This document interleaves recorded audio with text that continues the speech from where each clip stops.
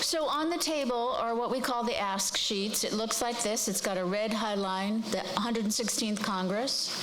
And a lot of people were asking me, well, how do we know exactly what we're asking for? This is the sheet, okay? And it's your cheat sheet. Well, yeah, I call it the cheat sheet. I have one, and I put a lot of notes on it. But so this is the sheet that so when we break up into our groups and go into separate rooms, you'll get a set of folders for your state visits, and inside will be this cheat sheet.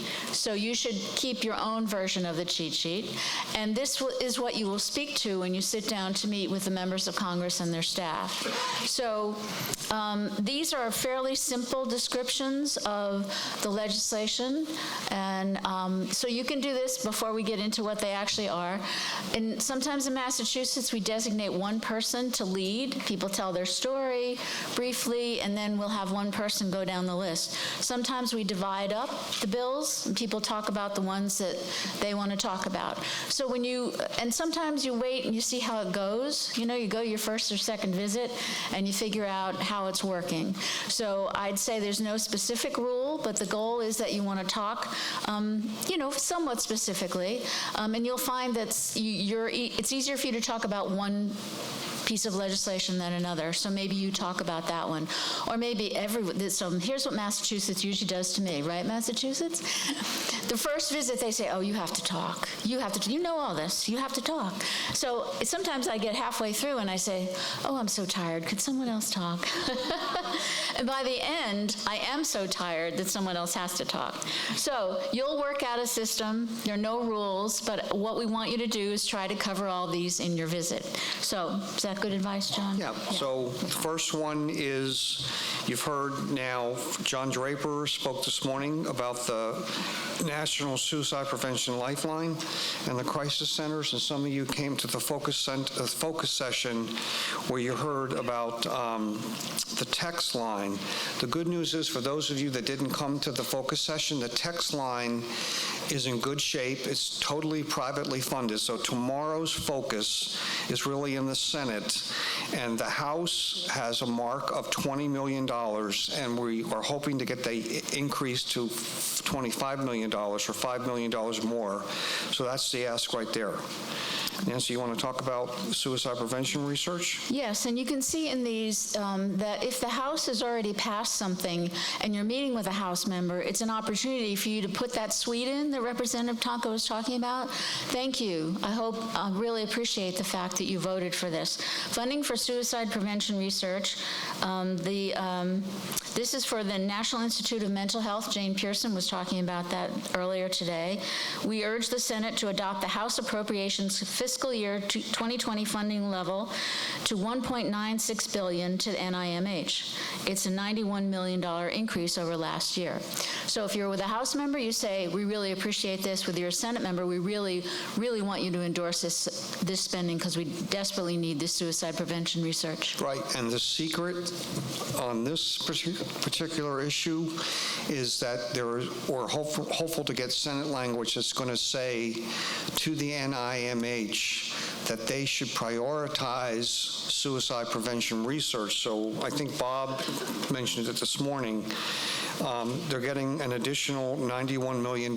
So if the Congress were to say, of that $91 million, you ought to prioritize suicide prevention research, it's a back way door into getting more money. But all you want to focus on tomorrow on this issue is please support the House mark of $91 million.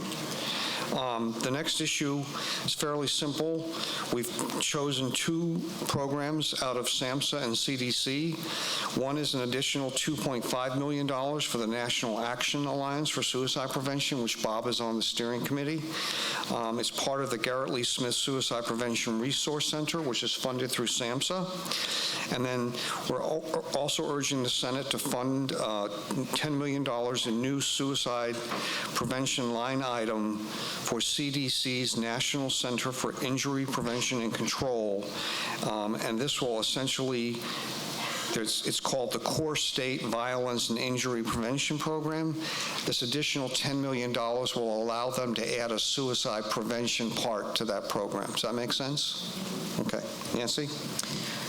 This this one's definitely easy. The suicide prevention with service members, veterans, and their families.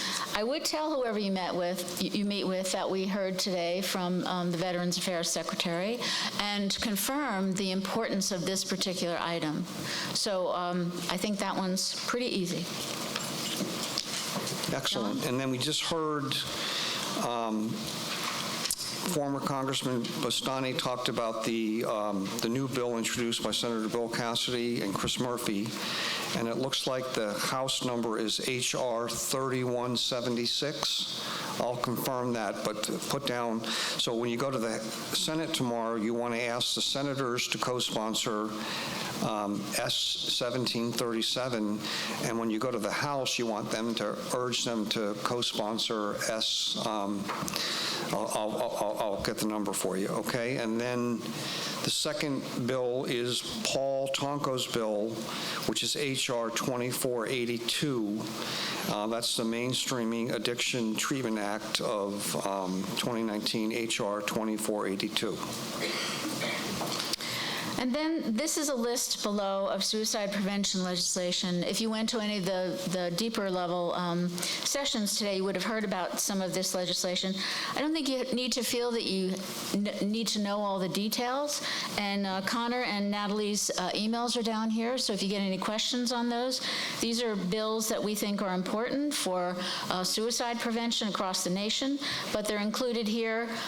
We'd like members of Congress to co-sponsor them, and they'd like to see them passed into law, but I don't think we need to get into a lot of detail. No, and I think the other important thing to remember, if you went to the, if you're a brand new advocate coming to this forum for the first time, one of the first things you ask when you go into your meeting is how much time do we have? So I'm simplifying it, but imagine if you have 15 minutes versus a half hour. If you only have 15 minutes and you've got 3 members of the delegation, you're going to spend most of your time making a personal connection, and then you're going to say all of the information or all of the asks we have are on this sheet, so you don't have to go into great detail. If it's a half-hour meeting and there's only 3 of you, then perhaps you guys can, tonight, which is why you're getting together, you could then pick one of these issues or 2 of these issues and say, I'm going to talk about these, but these are the issues that AFSP is focusing on right now. You don't have to worry about going home, back to your room tonight. There's no test tomorrow morning. Again, this is all about you being yourself. The packets are chock full of information. Don't forget to also incorporate into your, whether it's a 15-minute or a half-hour meeting, pull out the national fact sheet and then localize it. Pull out the state fact sheet. If you're a brand new advocate, you might want to ask the staff person, has anyone visited with you before? Because if they say, oh, you're the 5th, yeah, I'm so glad to see you guys. You might be new, but they aren't. That's then news that you don't have to educate them. But if they're totally brand new, like there's 125 new House members. So a lot of their staffs, this is the first time they're going to meet advocates from the American Foundation for Suicide Prevention. So you're going to have to make sort of a split decision. And again, in your package, you'll know whether it's a brand new member or it's a returning member. Nancy, any other thoughts on You are going to be terrific. That's what I think. You're all going to be terrific. Yeah. So I have a couple housekeeping things. So breakfast will be available starting at 6 a.m. tomorrow morning here in the Grand Ballroom, and will be served till about 7:30. At 7:30, Connor Jobs will address the group to share some final instructions and helpful reminders for your Hill visits tomorrow and for the evening rally. So try to be here for that. We'll then be leaving here, the hotel, to walk to the Capitol as a group from the hotel lobby at 8 a.m. sharp. Much to Christine Moudier's point this morning, take care of yourself, okay? Relax, get some sleep. As I said, there's no need to study or memorize anything. Your member folders have all the information you need. make a note for yourself right now. You'll need your Be the Voice T-shirt for the rally tomorrow night, so be sure to pack it in your bag tomorrow morning if you don't have time to come back to the hotel. We'd like to have everyone at the Capitol Reflecting Pool at 5:15 tomorrow night, and again, we'll show you, I think there are maps in your package that show you exactly where we're going to be. For your Hill meetings, take lots of photos. Use the tagline, AFSP advocacy. Members also love it when you tag them on social media, so feel free to give them an online thank you to the member and their staff. Tomorrow morning, you're going to get a copy of a newspaper called The Hill. I describe it as, it's like the Wall Street Journal is to Wall Street. It's like the New York Times is to New York City, and it's like People magazine is to the rest of the world. So there's a little bit of fact, there's a little bit hyperbole, and there's a little bit of personal stuff. We took out a full-page ad in that paper tomorrow, so it's going to mirror all of the asks here. This is a reminder that you ought to appoint each visit, one member of your group ought to take notes, because you're going to be asked to fill out meeting evaluation forms, and this is critical. I mean, if you get a question that you don't know the answer to, Nancy, what's the way to answer it? Well, we're going to connect you with our Washington, D.C. office, because they have that information. Yeah, thank you very much, and they'll get back to you. You never make something up. Don't be afraid to say, I don't know. I've never heard that question before, but we're going to find out. And is that what your brother George would do? Is that his name? Henry, sorry. Henry, my evil twin. He's still upstairs sleeping, I understand. Okay, so now you're going to break for your state team meetings. Remember, your state's assigned room is listed on the last page of your agenda. Is that One true? more tip, please, and I don't know if everyone heard this. If it's hot tomorrow or it's raining, when you enter house buildings, did you hear this in the new meeting? When you enter a building, you have to go through security. Once you're in one of those buildings, you don't actually have to leave it. You can go down to the basement, use those corridors, and come up into the next building.